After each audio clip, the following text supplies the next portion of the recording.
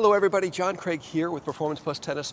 Welcome to today's video and lesson. And this is going to be a follow-up from the video I put out yesterday on the work that Coco Gauff is doing with her new serving coach, Gavin McMillan. If you didn't see that video, click down below and watch that video, because inside that video, I also present what I believe is wrong with Coco's serve, what the solutions are, and also what my predictions were or are for Gavin McMillan to actually resolve her serve quickly and get her serving well in the US Open. We're also going to quickly review her serving performance in the first round and also talk a little bit about what's coming up next as she prepares to play Donna Vekic, who's a veteran player, is ranked as high as number 17 in the world, who's going to be a tough opponent for Coco in the second round. Okay, so let's start out and talk about Coco's first round match against Ajla Tomljanovic, and she played a pretty good match overall. She did have 10 double faults, but her first serve percentage was 60%. We can make that better. But what I really loved about what Coco did in this first match was she controlled her serve from the outset. She wasn't going big. She was more concerned about control and consistency than sheer power. And so she started out serving relatively slow for Coco, but she was getting a lot more serves in, and she was taking the pressure off of having to hit such big serves. And it actually turned out to work well in her favor. Of course, when she was up 5-4 in the third set, she did throw in 2 double faults and lost that game, but she came back and she served really well at 6-5 and won that game and ended up winning the match in the 3 sets. Now, what I predicted in my video yesterday was that there would be less on the technical thoughts about what to do, but more on the intent of what you want to do. And Coco revealed that in her post-match interview on ESPN, where she said specifically, and you can listen to it here, all I focused on was hitting up on the ball and sending the ball up off my racket. The change that we're making is trying to make it so when the pressure moments come, that my only choice is to go up and for the ball to go up. I mean, that's beautiful, beautiful information, because that's what needs to happen. And I also mentioned in the video yesterday that she didn't get that information as a junior growing up. And I've had some people ask, well, what was that? What was that information, and what was she getting? So if you watch this clip here, it's a clip of her junior coach talking about how he developed her serve. And I hate to roast other coaches, but for gosh sakes, this really is a big problem and really a big reason why Coco has struggled with her serve for a long, long time. Listen to the video. Strong continental grip in forehand will practice the ability to snap the wrist. This is this is one of the very important ones. So the stronger she got, she learned how to throw now. Then we went into a pronation formation. And the pronation is the wrist snap. The wrist become a very important part of the serve because it helps to create the action to pronate or to snap from up to down in the court. So I remember me and her for 5-10 minutes every day, we used to have a competition to see who can bounce the ball over the fence. So these are easy and very common exercise, but very important part of the development in order to develop a very good serve. It takes 30 seconds to go on Google and get the definition of what pronation is. Pronation is not this, okay? It's rotation. So that's the first problem. There's that misunderstanding about what pronation really is, and then this wrist snapping, and then snapping down on the ball and hitting down on the ball. So you're planting seeds into a junior that's going to be hitting down on her serve and all this forward momentum, and that's the foundational information that she's kind of built her serve on, which is the main reason why she's struggling now. So if we listen to her and she says, I'm hitting up on the ball and sending the ball up off of her racket with that intention, that's exactly what she should be doing.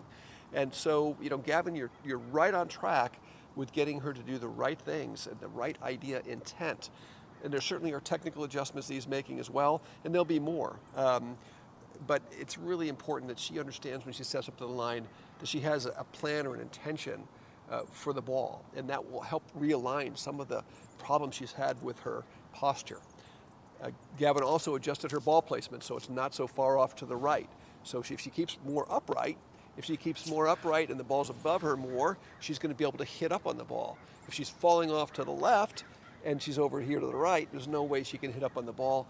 So it's a very high-risk serve from that position, not to mention that her body was lunging forward and down during the impact, which is going to just obviously disrupt her control. So great job, Gavin and Coco, getting started with the first round. I think she's going to serve a lot better as the tournament progresses and she gets more comfortable and she keeps her intention on this hitting up on the ball and also taking the pressure off trying to hit her serve so hard. And I think that's really going to make a big difference as her serve percentage is probably going to rise. I'm predicting that.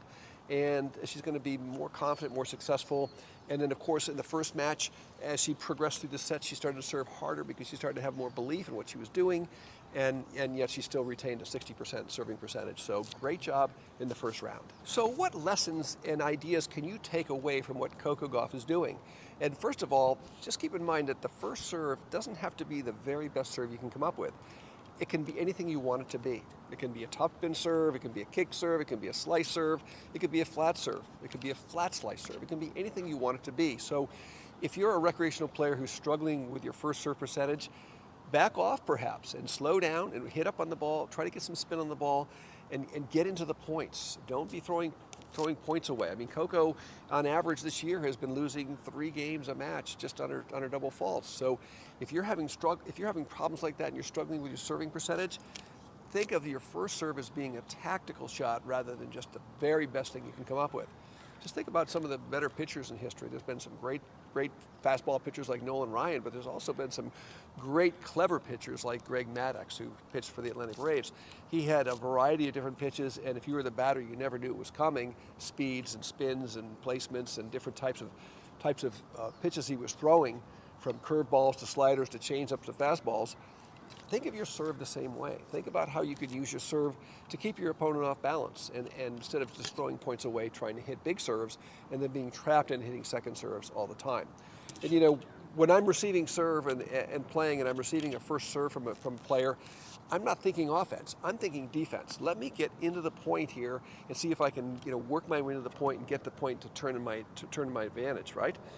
But as soon as you miss your first serve, now I'm stepping up and I'm confident. I'm looking to attack. So, I'm very defensive-minded or somewhat defensive-minded on a first serve against a good server.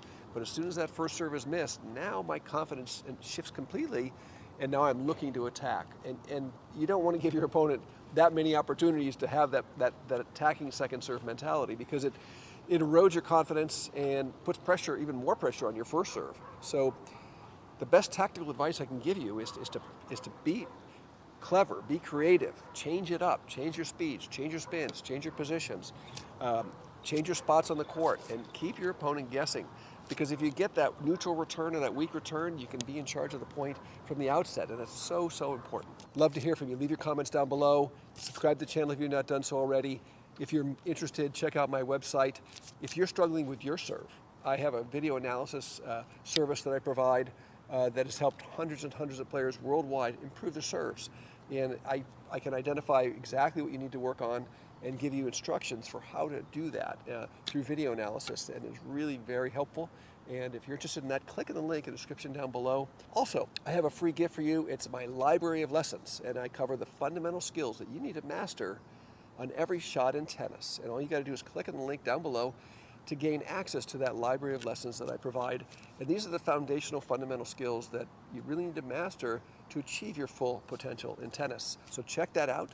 And like I said, subscribe if you haven't subscribed yet.